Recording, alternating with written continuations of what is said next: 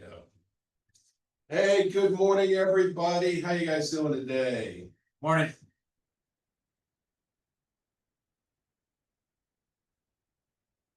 Can you hear us? Thank you. Perfect. So what we're going to be doing kind of going forward is, this topic that we talk about, numbers and market stuff and all that, it can be a little dry. So rather than just me in here doing this by myself, every week we'll have somebody in here. There'll be some repeats. We started with PJ today, who I know is also a numbers guy. And, I thought it'd be fun to have him in here with us today to kind of kick us off. Strictly here for comic relief. Yes, well, that was my job. I don't know what we're gonna talk about. No, just kidding. So let's just kick it off like we've been doing. Who's got something, good you want to share? Who's got something? Who had a just great weekend? Personally, professionally? Who wants to kick us off? Don't everybody jump at once. Okay, I'll go. Thanks, Good Pam. morning. I'm just happy that my sellers are under contract. They've been on the market for about 45 days. So I'm excited about that. Now I have a few other sellers that we need to get under contract. Love it. Great job. Great job. Who else? I won $500 this weekend in a raffle. Yeah. All right. And you were on vacation. Yes, I was on vacation. Great way That's to end the vacation. Good for you. That's awesome. Congrats, Jenna. Anybody else?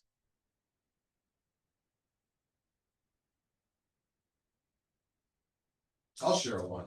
Please. So yesterday, I got to see my 6-year-old granddaughter perform in church. She sang. Really? And she was gonna sing with Myers? another little, Myers. She was gonna sing with another little girl, and that girl couldn't make it, so ended up Myers had a solo. Good for her. Yeah, it's kind of Awesome. cool. She did a good job. I'll be a proud grandpa, so at any point, if you see me in the office and want to see the video, I'm happy to. All right, gang, we'll go ahead and get rolling here today. I appreciate everybody being on. Again, PJ, thank you for being here today. The market's changing, obviously. That's why we have these conversations. What I want to talk about today, though, is it's probably been maybe 6 or 8 weeks since we talked about this topic. I want to talk about foreclosures today because we're starting to see the one about PJ. Oops, sorry. Yeah, there we go. Perfect. Awesome. We're starting to see a little bit of an increase in the amount of foreclosure activity. This is a report I get. This is through September of this year.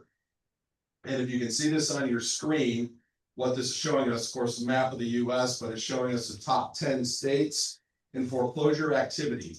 And without going through all 1 through 10, number 1, Florida. Number 10 is Texas. Number 5 is South Carolina. Right, so here's what this really kind of looks like. Florida, here's what they're saying. 1 out of every 2,182 housing units had some sort of foreclosure activity reported. Now, what does foreclosure activity mean?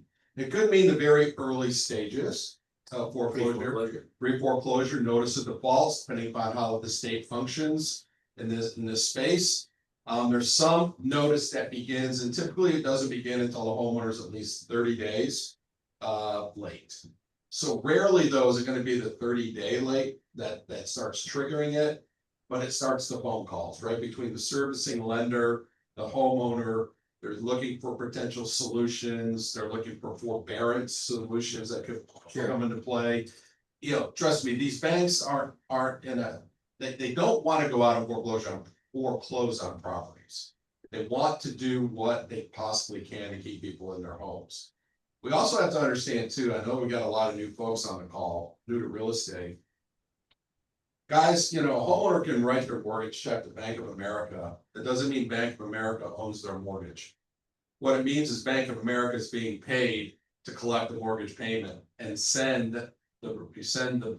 manage escrows if the payments, if the mortgage is escrowed, And then, Taxes and insurance. yeah, taxes and insurance, then send the proceeds, what is left, after that servicing fee has been deducted. The proceeds then get sent to whoever owns the mortgage. Does anybody happen to know who the two biggest mortgage holders are in the country? Who owns the balance of them? Penny Mac. Freddie and Fannie. Fannie Mae, Freddie Mac, those are the two. Organizations, businesses, whatever you wanna call them, they're technically in like, government conservatorship, I think is the official term. But basically, they're the two that buy the mortgages after they've been originated by a lender. And you'll see them show up in different names, aside from the Wells Fargo, Banks of America of the world. You've heard of Juvenile Mortgage, you've heard of New Res, right? These are all companies that basically are front men or middlemen for these bigger entities. They're getting paid to manage money. They're getting paid to move it from box A to box B, Yes, manage the escrows and take their piece off the top, essentially. yep, And so as Chip's talking about what makes foreclosure activity. So a lot of times where people will skip a mortgage payment and say, hey, you know what, I'm gonna get back up next month, and the bank will allow that to go. Yet, once you're even late on a payment or have, as Chip said earlier, missed longer than 30 days, it basically you get red flagged and it sits there for up to 3 years sometimes. And so if you are behind on a payment, you could be in a pre-foreclosure database and not even realize it. And there's a couple of things, I don't want to jump too far ahead, but there's a couple of things you can do with your clients to help prolong that situation if you are in the midst of selling their house. Before it goes to foreclosure, to a short sale or something like that. But again, I don't want to get too far down the rabbit hole. yeah, no, and thanks for bringing that up, PJ. So guys, here's the thing, I just want us to have a clear understanding of the basics of how this works. You know, we're talking about foreclosure activity, so again, one of them can be the pre-foreclosure activity that we talked about. And it can carry all the way through on what they call a repossession, which becomes, okay, the bank, the servicing bank, has now taken their legal ownership back onto that property. At which point then, they'll, at some point, they'll get it on the market for sale as a foreclosure listing. Then that property gets sold, boom, and the process is complete, right? Yeah, and I think a lot of you are probably like, ooh, foreclosures. Some of you may want to be like, I don't want to touch that. Some of you may feel want to be like, hey, this could be an easy place to find some listings. I thought the same exact thing when I first got into this business. If you're interested in this, there's a designation out there called CDPE, Certified Distressed Property Expert. I am a CDPE, and you can get HUD certified for housing and urban development. Yet to dive into this foreclosure world, you really need to understand the rules. It's played on a federal level, not on a state level, and not to get into too much stuff. Yet I would sit down with somebody that's done a lot of these and learn how to get into that game. A big chunk of my business way back in the day, foreclosure, short sales, please, you know, if you have questions, ask. We even have great resources that are still very active. Lou. Hey, Lou. Still very, very active in helping people avoid the process of foreclosure. There's a lot of things we can do before they get to this point. Two of my personal homes were foreclosures, and I was able to turn both of those into rentals at another point afterwards. And so there's opportunity there if you're looking. So the big reason why I wanted to bring this up is because, you know, it's easy for us because we follow real estate and real estate related news. We can see headlines where they say, oh, foreclosure activity is up, you know, 28%. So and imagine if a consumer, if a homeowner sees this, or perhaps an investor or somebody that you know wants to find their opportunity in the market, they can think, all right, foreclosures are going to go through the roof. I'm going to wait, right? I'm going to wait to buy. I want to wait to do this because there's going to be all of this foreclosure opportunity. Well, okay, if this is going to be the same kind of conversation that if I was talking to any of you about establishing a farm, we're going to do the research in the neighborhood so that you know what your opportunity really is, right? Because it may not be what it appears on paper. We're going to scroll down here because they've got every state listed. And they got four categories here, the foreclosure rate, which is one out of every, what they call housing unit. The total foreclosure filings, percent change from August of this year, August to September. And then the change from September of last year to September of this year. Those are the four columns. I bring those to your awareness because if we look at down here, let's look at South Carolina, because they were what, number 5? One out of every 2883 housing units had some foreclosure activity on it. Yet, let's look at it. There were 833 total foreclosure filings. Don't forget, the filing, it could be any of the filings we talked about from that very beginning all the way through. And we can see here that the change from August to September was down 25%, but September this year, the last year was up almost 18%. But guys, there were only 833 filings. Well, and Chip, I think you said something important there that I want everybody to hear, and I know we've said it before, but just to reiterate it, it's whatever that filing is. That does not mean that you have that many foreclosures out there. You guys have to understand, the federal government's not an idiot, they're smart about this. And if they just go and release a bunch of foreclosures out on the market, what's that gonna do to the value of homes? Yeah. They're gonna go down, right? You're gonna fund the market with Yeah, below market price homes. Exactly, then it's gonna be, I'm gonna grab this and I'm gonna grab that and whatever. And as a result, when they do this, they look at the area, they'll look at the state, they'll look at the city. And they will release a certain amount. And I remember back in 2008, Valentine Country Club had a ton Yeah. over here, but they would only release 2 at a time. Because they didn't want that to plummet these homes that were at the time borderline $1 million homes, now multi-million-dollar homes. And pulling that value down to 400,000 or something like that. So just be mindful of that. I want to make sure everybody heard that it's just foreclosure filings. Doesn't mean those are numbers of actual foreclosures. Yeah, these have, so in other words, South Carolina has not had 833, what they call repossessions. Or in industry jargon, it's REO, real estate owned by the servicing lender. There's not 833 new foreclosure repossessions. It's one stage of the process, okay? So let's keep going down here. Let's see where North Carolina fares. North Carolina is 15th ranked. You can see it here, foreclosure rate, 1 out of about almost every 4,000 homes. Total foreclosure filings, 1,223. We're down almost 5% from August of this year. We're up, pretty considerably, however, from September of last year. But it's still, again, like we've been saying, this doesn't mean there's that many new foreclosures hitting. Now, let's put this into perspective even a little bit more, because you have to realize that in North Carolina, there's 100 counties in North Carolina. Now, just the law of averages says that maybe we're looking at 12 per county, and it's actually not. We're going to see some more information here. They're going to list in North Carolina, I saw it at least, the top 3 counties where most of this activity is happening.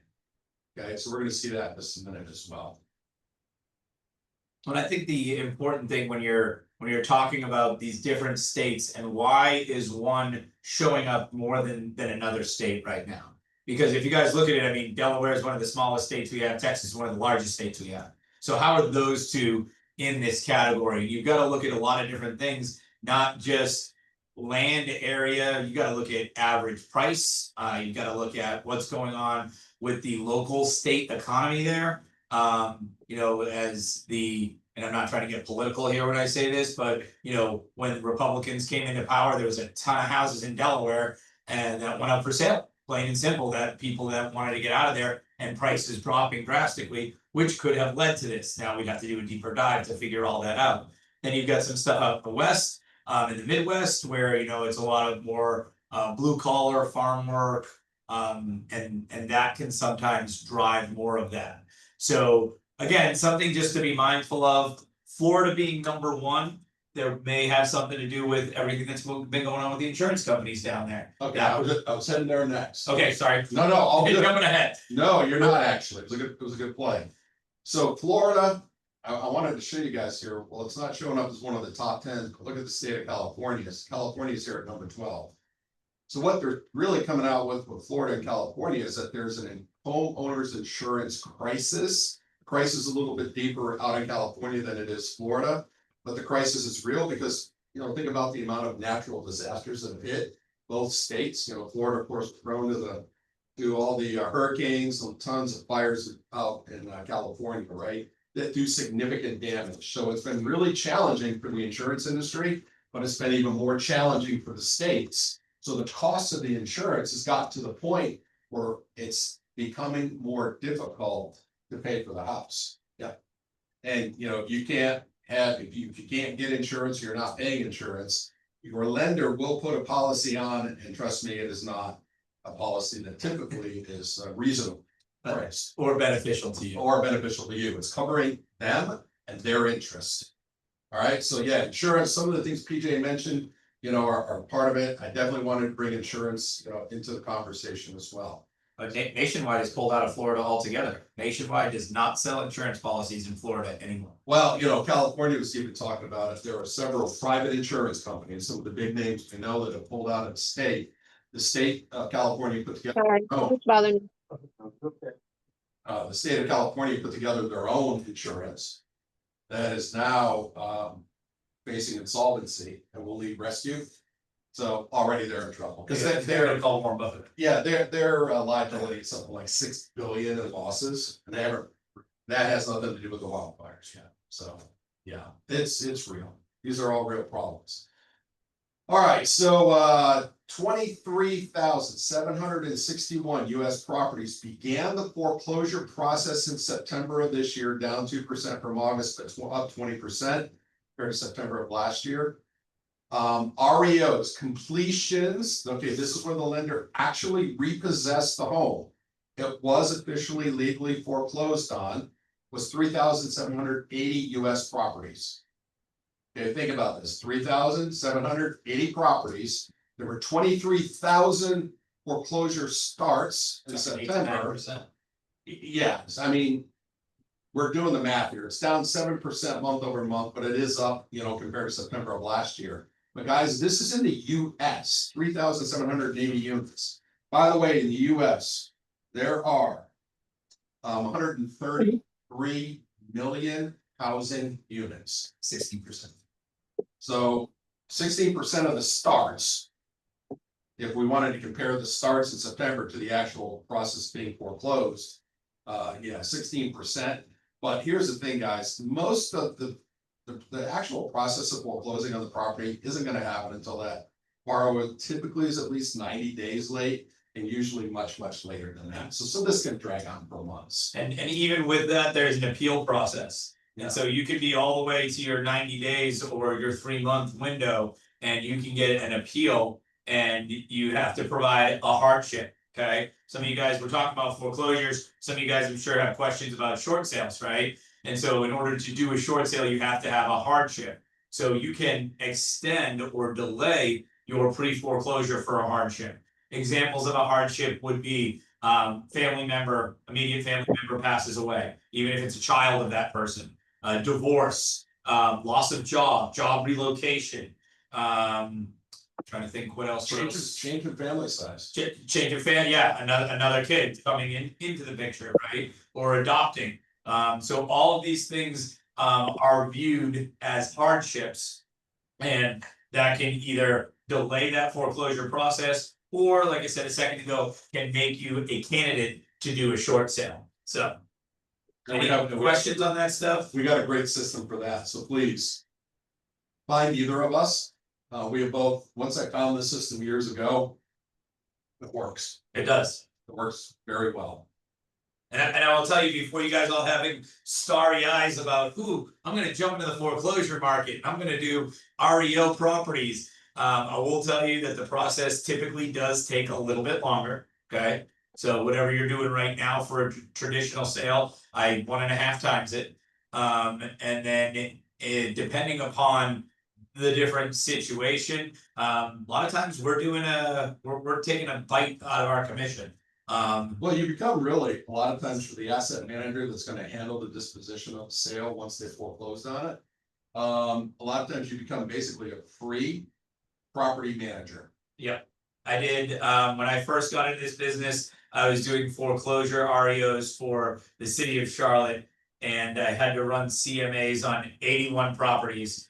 just to get one potential listing that then they pulled after 90 days and it was of no value to me. However, those asset managers do also look to you as the expert because, as Chip said, they don't want to manage foreclosures. They don't want to manage distressed properties. They want to get it off their plate. So what I have found is if I can get an investor or find somebody that wants to do some fix and flips, this could be a great avenue, a great opportunity for you to put some extra business and another designation under your belt. Yep, absolutely. All right, so let's kind of break this down by state. So Florida, again, we saw it earlier, 1 in every 2182 housing units. Were 4,621 filings against the total of 10 million housing units in the state of Florida. Here are the top 3 counties. Okay, that was Florida because they were number 1. South Carolina, 833 filings against 2.4 million housing units. Top counties: Lexington, Kershaw, Allendale. Okay, see that? Let's go back down here, North Carolina. There were 1223 filings against 4.8 million housing units. Top 3 counties: Jones County, Lee County, Cleveland County. Anybody know any of those counties? Yep. Oh, Cleveland's fairly close to us. Cleveland, Shelby, that whole area, Sherry Horn, she does a lot of business out there, Cleveland County. That is basically on your way going out 74 towards Asheville or towards the foothills. It is in our MLS and there's opportunity out there. I believe their Meta has a giant complex out there. But yeah, that could be an opportunity for somebody right there. All right, guys, so here's what I want to do. Remember how I started this, it was just like anything, we're gonna kind of give you the basics of how things work. We're gonna, dive into the numbers of what, all of this information is telling us, but then we're gonna bring it back around to what is the opportunity. As you can see, are you expecting, or are we currently seeing a huge increase in the amount of potential foreclosure listings coming on the market? No, we're not. It's that simple. That when we're seeing, that if we have 4.8 million housing units in the state, and there were 1223 filings, don't forget the filings is not the repossession. Right? I mean, you just do the math on this, guys. This would be like saying in a neighborhood with 100 houses, 1 sell a year. Is that a neighborhood you want to go farm?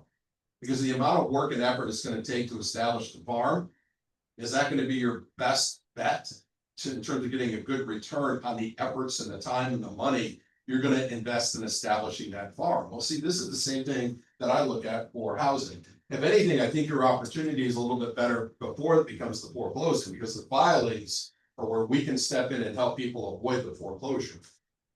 And your opportunity can be a little bit bigger there. It's still a lot lighter. It's still not going to be your mainstream business. Because by the way, if we looked at some of these numbers nationally, it's something like 0.46% of all housing in the US has had some level of a foreclosure filing. So basically 0.5%. 2009, 10, and 11, those numbers were about 20 to 23% of homes in the US had some level of a foreclosure filing.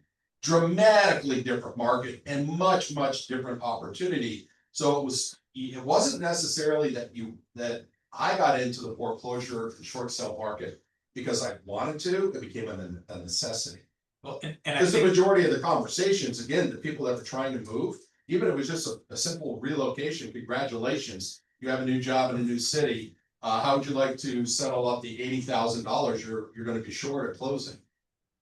I don't have 80,000, and they weren't subject to a relocation package.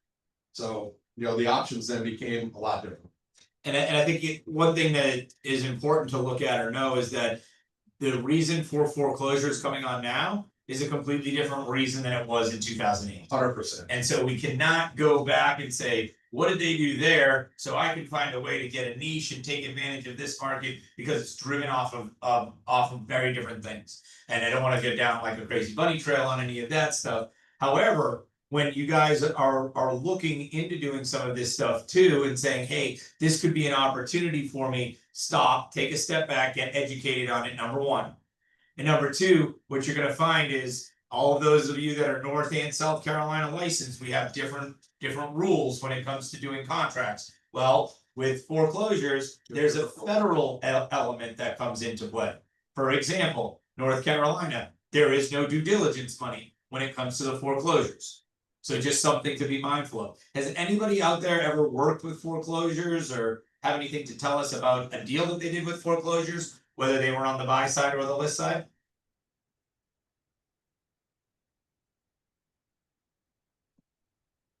Nope. Sharon, you probably did some, haven't you, in the past? Yeah, I figured you probably had. Yeah, but I can't get off mute for some reason. You're good. We can hear We you. can hear you now. Oh, okay. Yeah, foreclosures really aren't that hard to deal with. I mean, you can close in a reasonable time. You know, you may have to get utilities turned on. You just gotta set the expectation with your client. I think the biggest thing with foreclosures is you have to make sure the client understands, just because they see the word foreclosures doesn't mean they're getting 100 grand off. They've already had a BPO. They kind of know exactly what it's worth. So again, it's setting the expectation, like you said, talking to somebody that's done it before and really getting your system. Short sale's a little different animal. The shortest one I've done took about 3 months. The longest one I've done took 18 months. But I think the banks are a lot better than they used to be about doing those. So Yeah, we're all here to help you with those. We've got great resources. Just know what you're doing before you go down that path. Amen. Thank you. Absolutely. Thank you for the insight. All right, gang, that's what we wanted to share with you guys today. Hopefully you found some valuable information and here's some insights for yourself. Sometimes you're seeing this pop up in the conversations again, because that sensational headlines out there, right? Oh, foreclosures are through the roof, you know, the entire real estate industry will crash tomorrow. Nope, fundamentals are strong. I mean, we still have basically 1 out of 3 of the homes in the US don't have a mortgage at all. And out of that group, 2 out of 3 have at least 50%. So it's not, this isn't the mainstream conversation it was 15 years ago. And that's one of the things that has led down the path to so many home equity lines of credit. So when you see people pulling out home equity lines of credit, so on and so forth, it may be because they're gonna need to sell that asset. So just get your spidey sense radar going there. Yep, absolutely. All right, final thoughts, comments, questions on us. How can we help today? Good morning. I'm sorry, I missed the number, the national number. Could you go up on that report that's showing on the screen, please? Absolutely. What, and is this the one you wanted here? No, that was the total US. I think it's right after that Oh, yeah, there's paragraph the where it bottom. says, Yeah. the national Oh, numbers. Yep, right here. There. Yeah, 35,600. Yes. Thank you. Yeah, absolutely. I have a question, and I'm sorry I missed this part too. Yeah, So no in worries. order for it to show as foreclosure process, that means that the payment is behind 90 days? Or No. they just started to file? No, it's a filing, so it could be, typically it's you're later than 30 days on a payment. Or you've skipped a payment is where we see the most common things, but it could even be because of a delayed or late payment. So just understand that the filing does not necessarily mean they're in foreclosure. What Chip was saying there was usually they're not gonna be officially foreclosed on until 90 days. Yeah, so like somebody's not gonna be Gotcha. 3 days late and they're gonna go, okay, we're foreclosing on you by the end of next month. It doesn't Right. happen that fast. Okay. Thank you. I Yeah, appreciate the absolutely. information. Great information, guys. Thank you so much. Yep, our Absolutely. pleasure. Our Thank you. pleasure. All right, anybody else? Foreclosures. I'm sorry, go ahead. Yes. Hi. Hey, Hey, Kel. Hey, PJ. How are you? Good. How are you? Amazing. What is y'all's take on foreclosures being up year over year? well, it's just, it's, 44%. So here's the thing, guys, we have to remember, going back into COVID, there's another chart I got, it's not part of this, and I can't get it that quickly. For this call, but there's a chart that shows there was of course a big spike in the amount of foreclosure activity that happened right around the time of the pandemic hitting, okay? But yet ironically, the amount of properties that actually were foreclosed on did not increase. If anything, they continued to go downwards. Why? There was a lot of incentives. There was a lot of government bailout programs.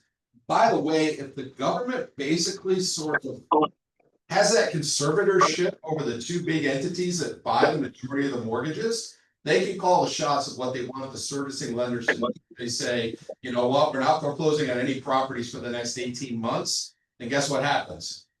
There are no foreclosures over the next 18 months, right?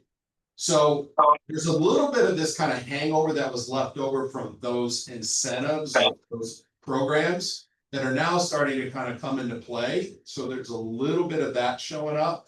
I think the other part of it is there was a lot of people that during the pandemic bought homes. They maybe bought in areas where the appreciation hasn't gone up that fast. Ironically, looking at some of the counties, these aren't mainstream counties, No, right? They're they're not urban counties. right. They're definitely not in those areas. So that could be in the outlier areas where people are like, you know what, I can go work from wherever. I'm gonna go buy this house in this area, live out in the country, and guess what? Now all of a sudden now they have to come back to work.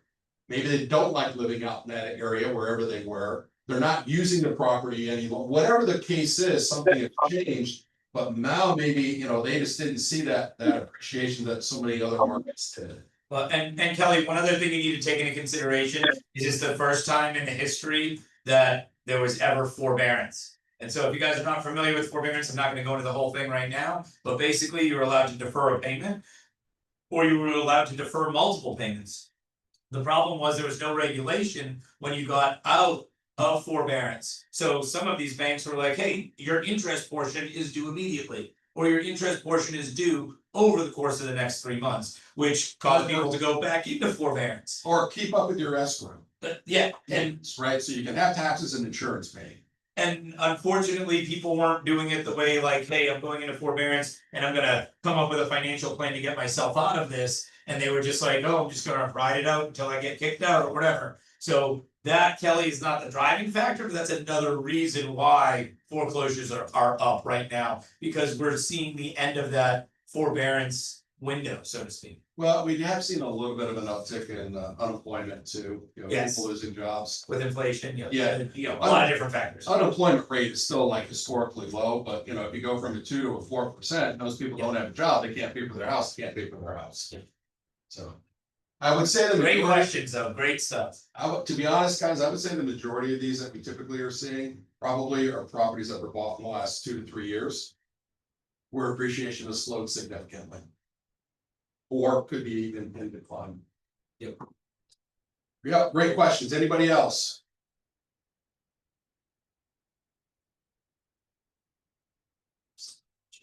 No, we got to chat. I know, we got to chat. I have one, I'm sorry to ask again. Yeah, no worries. Please do. Okay, so when going back to forbearance, and I know you don't want to get into that, but so since they skipped a payment, are those numbers taken into account for the foreclosure numbers? Only if a filing has occurred. Okay. Some part of the process has started. So something could be 30 days late, but the bank hasn't filed a notice of default. That property is not going to show up in any of these kind of stats that we're talking about. Just because you went into forbearance doesn't put you into a pre-foreclosure world. Yeah, However- forbearance does not. Yes, however, if you are coming out of forbearance and you can't make the interest payment, that's an example of one that could put you into that pre-foreclosure. And there's a whole lot more to it than just that. That's just one example. But just going into forbearance does not put you on that list. No, Okay, thank you so much. yeah, no, thank you for asking. No, great questions, great questions. Cool, well, All right, we're a gang, little bit over. Thank you for having me. you got it, buddy. Thanks for being here today. Thank you guys. Appreciate you guys being on, and we'll talk to y'all soon. Take care.